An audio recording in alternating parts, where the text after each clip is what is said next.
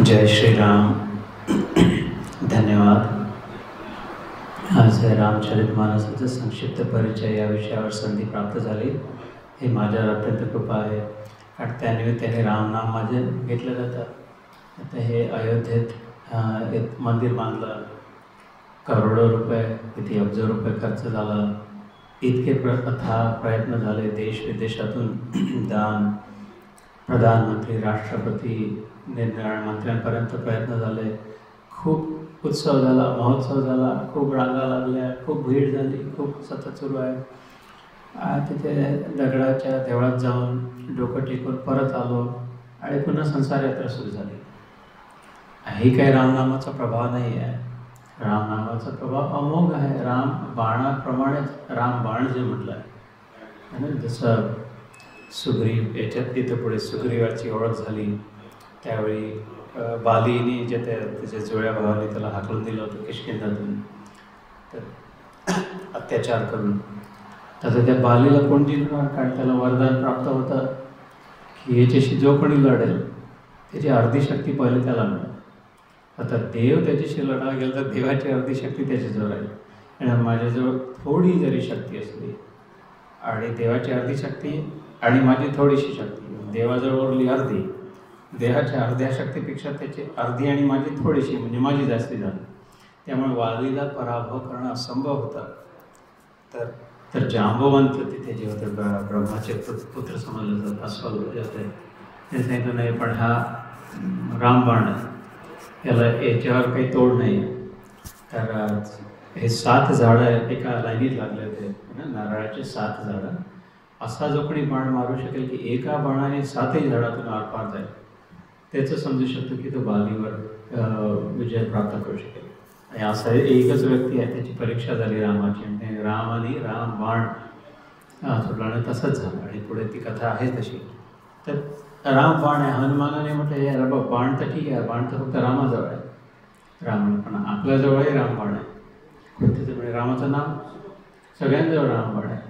रामाचं जो नाव गेलं, राम ते अधिक राम का नाम, भजन संतांनी म्हटलं रामापेक्षा प्रभावशाली रामाचं नाव आहे. अंत में निकला यही परिणाम, राम से बडा राम का नाम. आणि असे निरनिराळे त्यांनी उदाहरण दिले. असं कसं देवापेक्षा देवाचं नाव जास्ती कसं, तर त्याचे निरनिराळे उदाहरण देऊन त्यात सिद्ध केलं. तर थोडक्यात याच्यासाठी हा विषय काढला समोर की मंदिर बांधलं, चांगलं झालं, छान आहे, हिंदू संस्कृतीचा प्रचार प्रसार, सुरक्षा झाली. पण त्यांनी बदल नाही होत ना. आपलं तिथून आल्यानंतर पुन्हा जीवनातले आपले जे संकट आहे, ते प्रश्न आहेत, ते तसेच्या तसे आहे. पुन्हा येरे माझ्या मागला, पुन्हा प्रॉब्लेम आहे, पुन्हा अडचण आहे, पुन्हा जीवनात संकट आहेत, पुन्हा तब्येत खराब झाली, पुन्हा कोणाचे तरी हेवे दावे झाले. तर असं कसं झालं? अयोध्येत जाऊन आलो, शहरीमध्ये डुबकी मारून आली.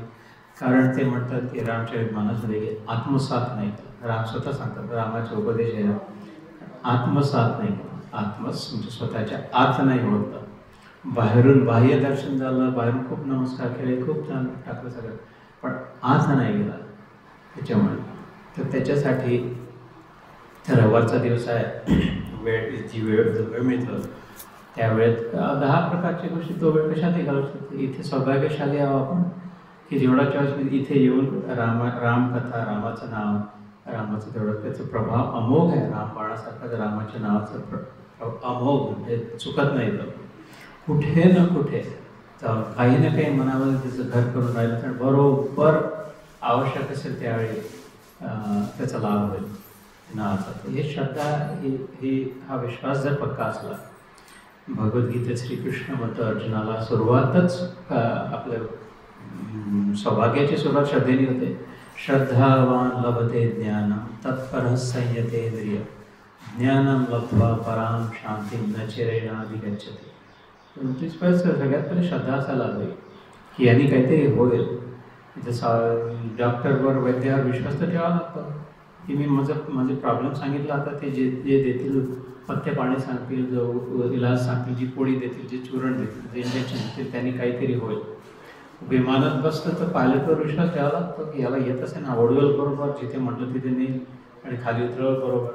विश्वासाशिवाय कुठली गोष्ट इथे येते ना, गाडी चालेल, आपण सगळ्याच विश्वासात चालतात.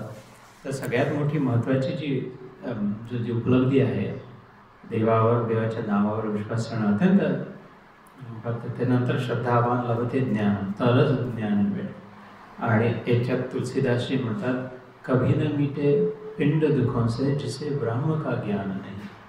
ज्याला ज्ञान प्राप्ती नाही होणार, ब्रह्मज्ञान, त्याचं पिंड म्हणजे शरीर मन बुद्धीचं जे पिंड आहे, इथे जे बसलं नाही, सगळे शरीर मन बुद्धी हे तीनचं जे मिश्रण असतं, जसं काही शिवलिंग बनवतो, कुठली मूर्ती बनवतो, रेती आणि त्यात थोडे पाणी आणि थोडं जे दाबून बनवतो, तसं 3 पदार्थांचं तसा पिंड बनला आहे नुसता.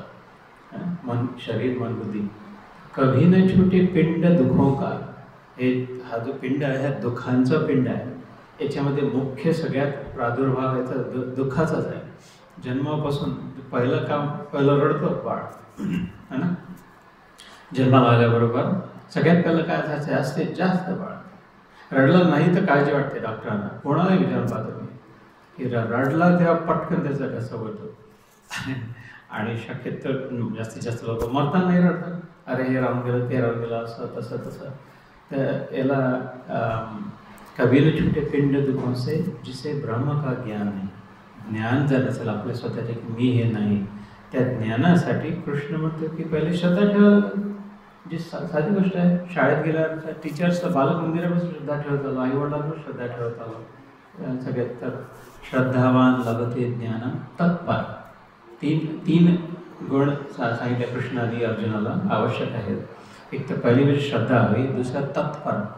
त्या तत्परच आला हवा. आपल्याकडून आपली साधना करायला हवी. सुनील भैया, मराठी में समझ रहे हैं या कैसे? हिंदी तो सबको समझती है, अन्यथा मैं सब हिंदी में बात कर लूँ. आप क्या है? तो आप क्या है, हिंदी या मराठी? हिंदी का है, ठीक.